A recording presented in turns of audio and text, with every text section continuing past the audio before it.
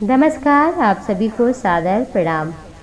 प्रभु की कृपा आप सभी पर बनी रहे, ऐसी शुभकामना को करते हुए आइए जानते हैं 2020 में पितृपक्ष कब पड़ रहा है और इसकी क्या महिमा है। पितृपक्ष 2020 में पड़ रहा है, 1 सितंबर से ये प्रारंभ हो रहा है और जो इसकी पूर्णिमा श्राद्ध 1 सितंबर को है और पंचमी श्राद्ध 7 सितंबर को, एकादशी श्राद्ध 13 सितंबर को और जो सर्वपितृ अमावस्या है वो 17 सितंबर को पड़ रहा है। अगर आपके घर में कोई महिला की अगर आप तिथि मना रहे हैं तो दान करें तो नवमी में ही करना चाहिए और कोई पिता है पुरुष है तो उसका अष्टमी में करना चाहिए।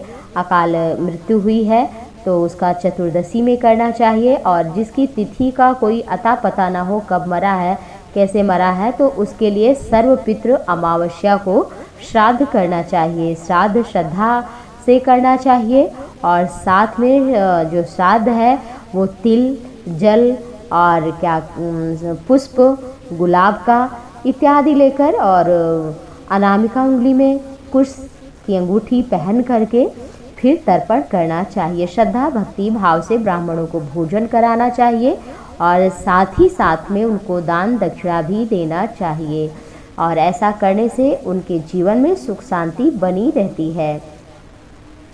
और इसकी पौराणिक कथाएं भी हैं हमारे शास्त्रों में भरी पड़ी और अगर आप समर्थ हैं तो ब्राह्मण को भोजन कराने के साथ साथ में आप उनका तर्पण भी करें और दान दक्षिणा भी दें, उनकी मुख शुद्धि करें और उनको मीठी वाणी से सम्मान दें। गाय के लिए, कुत्ते के लिए, चींटी के लिए, देवता के लिए, अतिथि के लिए इन सबको भोजन दें और इस समय में ब्रह्मचर्य का पालन करें।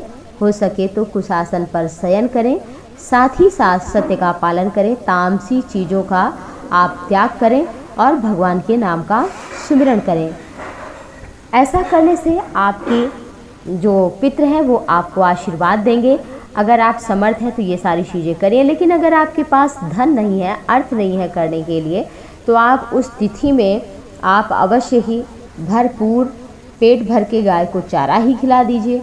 अगर आप इतना पैसा भी नहीं आपके पास तो आप केवल तर्पण ही करिए तिल इत्यादि डाल करके, और इतना भी नहीं है तो आप जल से तर्पण करिए और इतना भी आप नहीं कर सकते हैं तो प्रातःकाल स्नान इत्यादि से निवृत्त होकर शुद्ध भाव से सच्ची श्रद्धा भक्ति भाव से भगवान सूर्य के समक्ष आप दोनों हाथ उठाकर आप उनसे ये प्रार्थना करें कि हे प्रभु, मैं अति दीन हूँ, मेरे पास कुछ नहीं है अपने पितरों को तर्पण करने के लिए, पितृ को तृप्ति दिलाने के लिए आप ऐसी कृपा करें जिससे हमारे पितृ तृप्त हो जाए। आप तो सारे जगत के देखने वाले हैं हे नाथ, तो आप देख रहे हैं मेरे पास धन नहीं है, अर्थ नहीं है, मैं हर तरह से असमर्थ हूँ, दीन हूँ, हीन हूँ, आपकी शरण में आया हूँ। इस तरह से प्रार्थना करेंगे सच्ची श्रद्धा से भक्ति भाव से। तो अगर आपके पास धन नहीं है, तर्पण करने के लिए कोई वस्तु नहीं है तो भी आपके पितृ तृप्त हो जाएंगे और आपको आशीर्वचन देंगे। ऐसा कहा जाता है शास्त्रों के अनुसार